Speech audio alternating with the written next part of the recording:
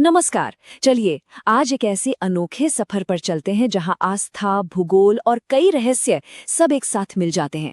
हम बात कर रहे हैं ओंकारेश्वर की, एक ऐसा पवित्र द्वीप जिसकी कहानी किसी को भी हैरान कर सकती है।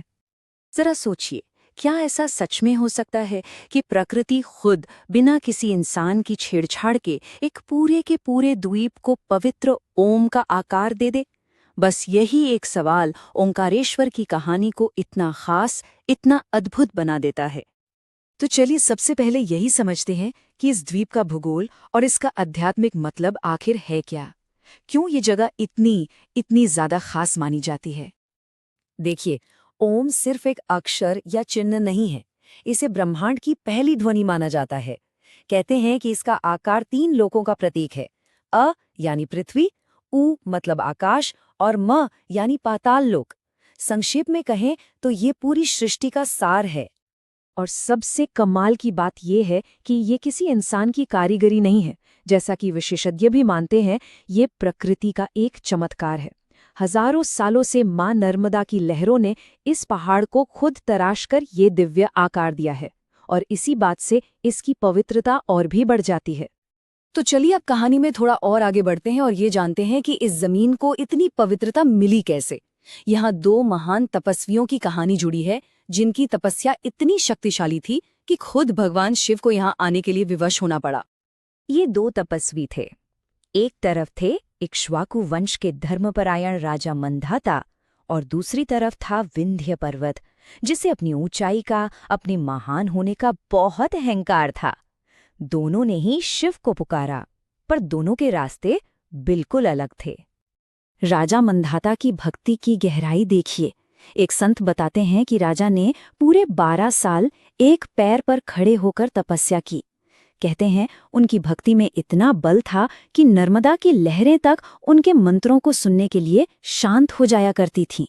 ये था संपूर्ण समर्पण। तो यहाँ ना परमात्मा तक पहुँचने के 2 एकदम अलग रास्ते दिखते हैं।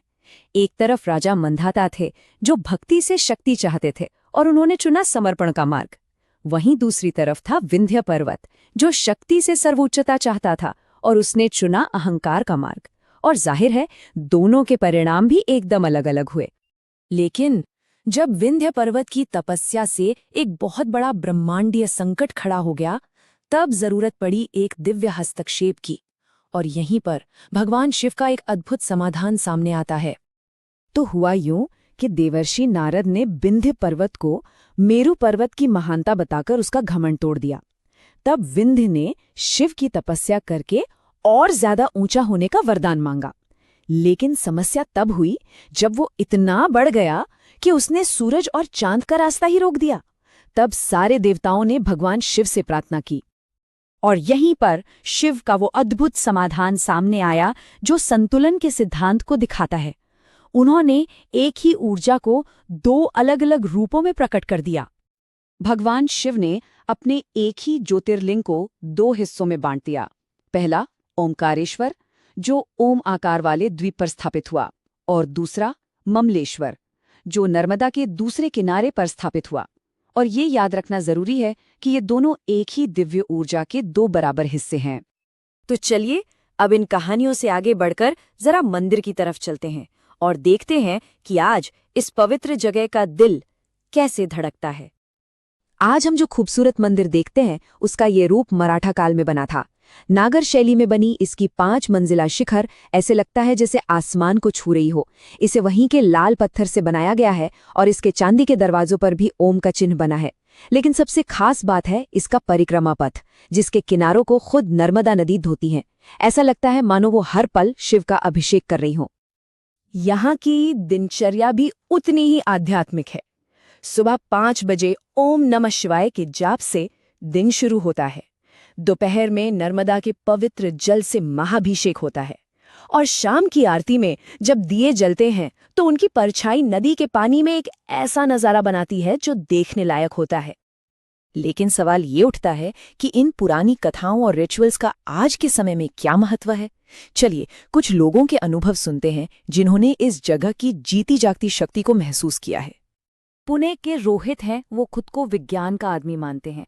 वो कहते हैं, जब मैंने देखा कि द्वीप सच में ओम के आकार का है तो मेरे रोंगटे खड़े हो गए। मुझे ऐसा लगा जैसे मैं समय से परे चला गया हूं। ये अनुभव दिखाता है कि कैसे यहाँ तर्क और आस्था एक हो जाते हैं। या फिर गीता जी की कहानी सुनिए। वो कहती हैं, डॉक्टर हैरान थे, पर मुझे पता है ये ओम की कृपा है।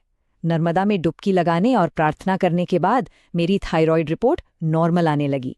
उनकी कहानी आस्था की ताकत की याद दिलाती है। ये जगह सिर्फ सेहत ही नहीं, कभी-कभी जिंदगी की राह भी लिखा देती है।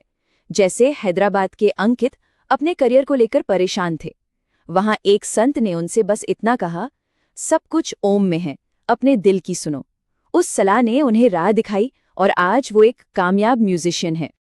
और शायद इन सब कहानियों का सार नर्मदा के एक नाविक के शब्दों में छिपा है। वो कहते हैं, 40 साल से ये नाव चला रहा हूं। हर कोई अलग चेहरा लेकर आता है, लेकिन जब वो लौटते हैं तो हर चेहरे पर एक ही शांति होती है। बस यही है इस जगह का असली सार। तो कुल मिलाकर ओमकारेश्वर का अनुभव हमें बस यही समझाता है कि हम सब उसी एक ब्रह्मांडीय ध्वनि का हिस्सा हैं। हम सब ओम में ही समाये हुए हैं। अक्सर होता ये है कि हम मंदिरों में ईश्वर को ढूंढने जाते हैं, पर ओंकारेश्वर एक ऐसी जगह है जो सोचने पर मजबूर करती है। क्या हो अगर कोई ऐसी जगह हो जहां ओम की उस दिव्य गूंज की वजह से ईश्वर खुद हमें ढूंढ ले। इसी गहरे विचार के साथ आज का ये सफर यहीं